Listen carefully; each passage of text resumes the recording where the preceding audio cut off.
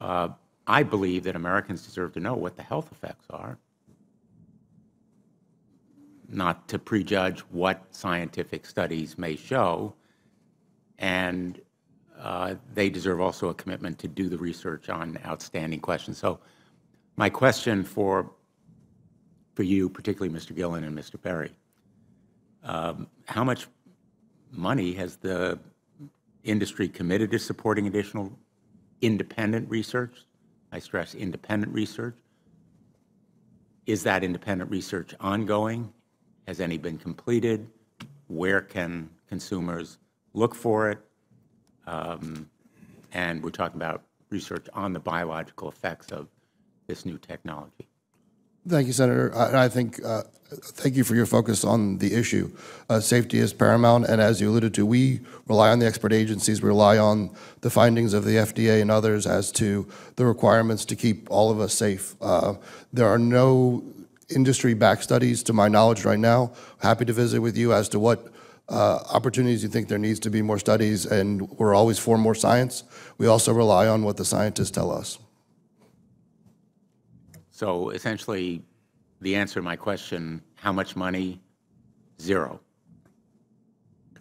I can certainly follow up with you, Senator. To my knowledge, there's no active studies being backed by industry today. Anybody else know of industry commitments to back research, fund it, support it, to ascertain scientifically the health effect? Senator, I'm not aware either, but I do know that with small cells especially, you're going to have lower power levels. And of course, as from a carrier perspective, you want to be able to manage interference so that that interference is the lowest interference possible. So I would think that some of those studies or some of that information could be utilized in looking at health consequences. But no, I'm not aware of any. So there really is no research ongoing. We're kind of flying blind here, so far as health and safety is concerned. Thank you, Mr. Chairman. Workers say they're getting injured working on those antennas, and the constant push for more towers is putting them at risk. Team 10 troubleshooter Kristen Severin joins us. And Kristen, you talked to a San Diego company with a solution to keeping them safe. Yeah, there are 600,000 cell phone tower sites in the United States. They're everywhere, on the sides of buildings, street lights, water tanks. But Team 10 learned thousands of those towers violate federal rules that are supposed to keep workers safe. It hurts like how. Benjamin Rivas has worked on cell phone towers for 14 years. I was dealing with them day in and day out. He quit after an antenna that should have been powered down was still live. Physically burned my hand. The burn is a work injury you can see. You get burned on the outside, but internally it blisters. Other problems, he said, caused by the towers aren't as easy to spot. Depression, and I get headaches from time to time, and mood swings and stuff. Rivas is one of 250,000 workers a year. An insurance rating agency said gets too close to these antennas. They act as an open microwave and can cause eye damage, sterility, and cognitive damages. 250,000 workers every year cooked by an open microwave, according to the insurance companies, according to the mainstream news. If this is not the most bombshell news report you've heard all year, I'm not sure what you're waiting for, ladies and gentlemen.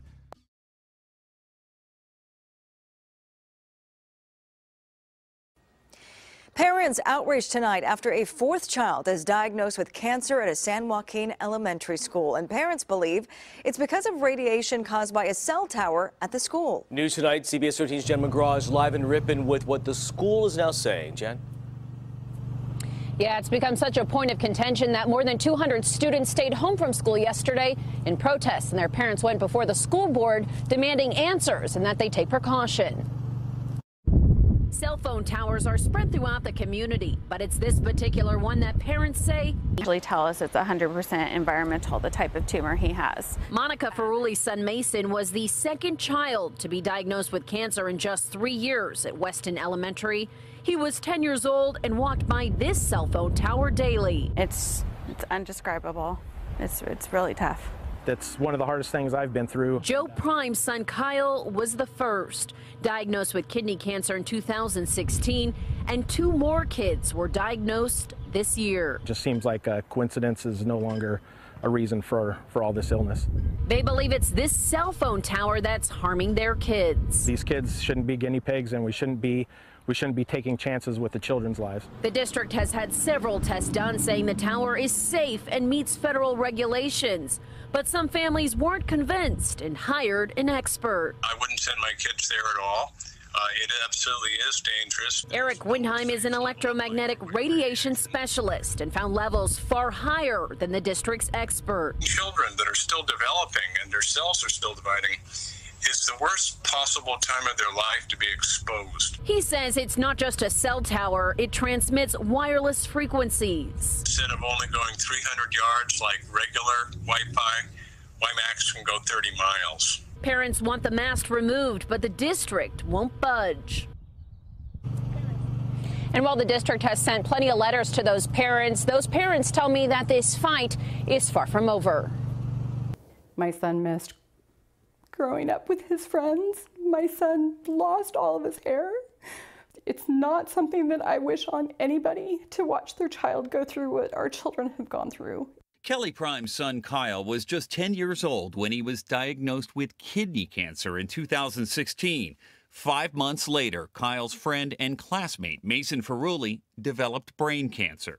14 hours to get the tumor out, and he had 5 weeks of inpatient rehabilitation. He had to learn to walk, talk, eat, everything all over again. 2 more kids at the school were diagnosed this year.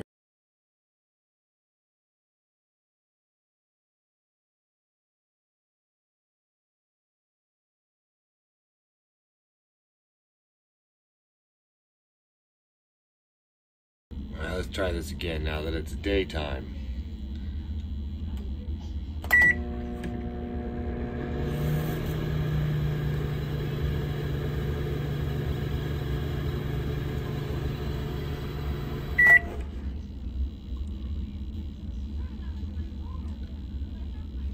Alright, we're gonna walk over to the hotel window here.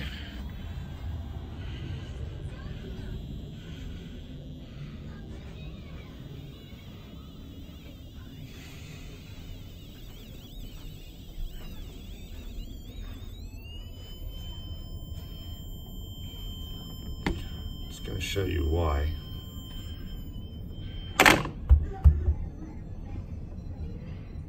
They just put all those up over there.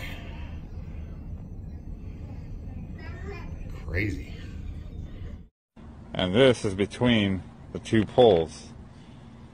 So there's literally another pole right here. There's this one, which has many more plates on it. And then if I zoom around over this way, there's another one right here. So they're like 40 feet away from each other. And then coming down here, there's like bees all over the ground. And this is literally between the 2. So I'm just trying to document this video showing what it's doing to the bees and how much more can it be doing to us and our kids and all this stuff. Here goes another bee, just fell on the floor. Wow. Just fell out of the sky, another bee. As I'm filming this. Right in between this, another one. Wow. I can hear them dropping. And they're dropping in between these towers. I mean, look. Look at all these bees everywhere. It's just bees scattered all over the place, dead.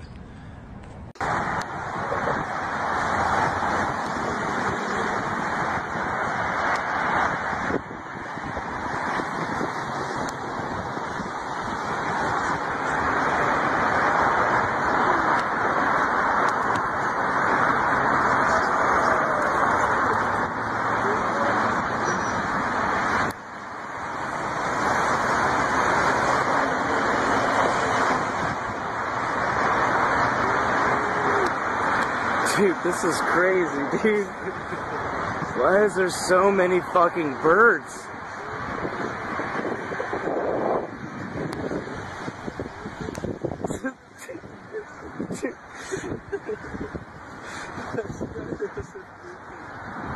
You got duked on? Oh shit. I just got shit on too. Did I get shit on?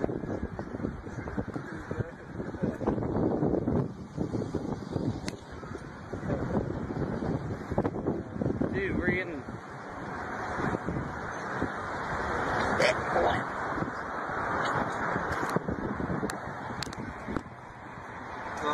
No.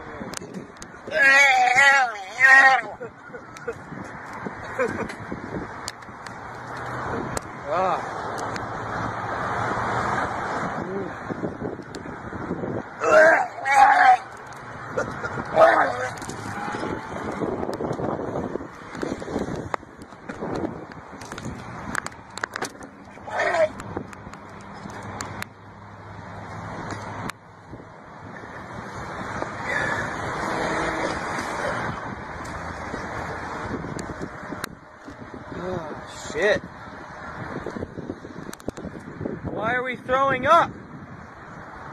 What the fuck?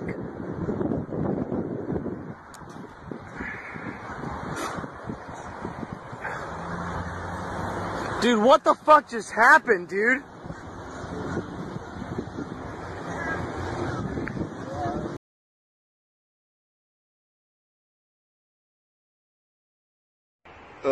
Even the birds don't like the 5G. They're pulling it apart.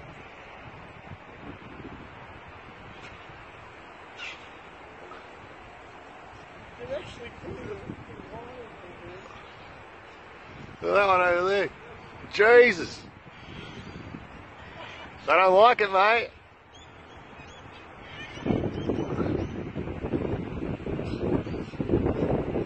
I tell you, they're not dumb, the birds. They know what's happening. Good on them, mate. Yeah. God, they're going for it, aren't they? They're like, fuck the 5G.